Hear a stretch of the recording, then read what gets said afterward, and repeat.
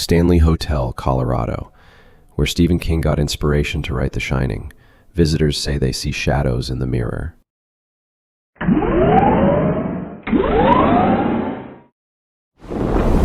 There are places that when you walk in, you will feel like there are hundreds of invisible eyes watching you. A place that once gave Stephen King, the master of horror stories, such nightmares that he had to wake up in the middle of the night to write The Shining.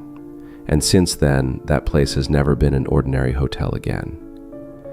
That is the Stanley Hotel, located in the Rocky Mountains, Colorado, one of the most famous haunted hotels in the United States. The story begins in 1909. Freeland Oscar Stanley, a wealthy inventor and businessman, built this hotel as a resort paradise for the upper class. The Stanley Hotel was then a symbol of luxury, pure white, shining in the middle of wild nature. Mr. Stanley believed that this would be a place for people to find peace, but perhaps he did not expect. More than a century later, this hotel would become a symbol of fear. In 1974, when Stephen King's first novel, Carrie, was just published, he and his wife decided to drive to Colorado for a vacation to find new ideas. They arrived at the Stanley Hotel on the night. The hotel was about to close for the winter. The cold air swept through the long hallways. The dim yellow lights flickered. And most importantly, they were the only two guests that night. King recounted that when he entered the hotel bar, a man in a black suit served him a drink. Very polite, very classic. But when he asked the receptionist again later, the staff replied, "Sir, tonight, there is no one on duty at the bar." That night, King dreamed that his son was being chased by a giant snake in the endless hallways of the hotel. He woke up with a start, his heart pounding, cold sweat.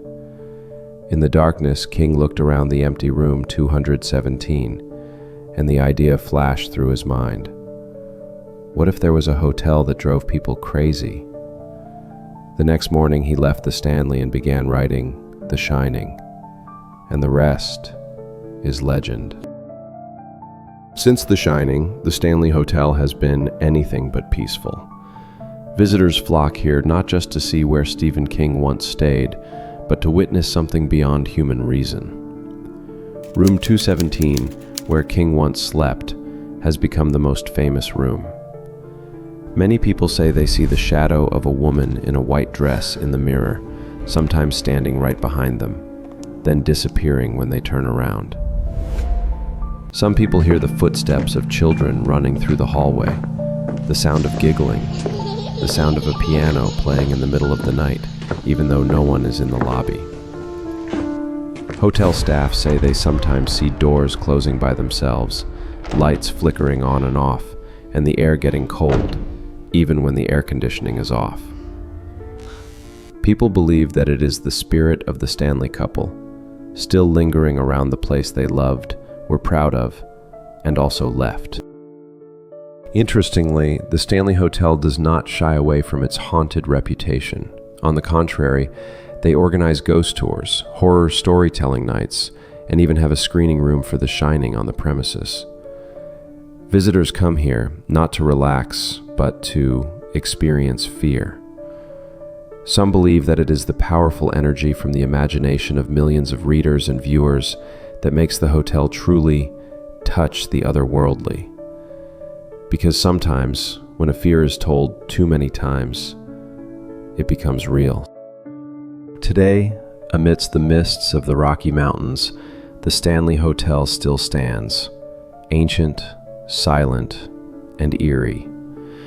By day, it is a popular tourist destination, but at night, the lights in the mirror sparkle, as if someone in another world is still watching. If you ever come to Colorado, would you dare spend a night in room 217?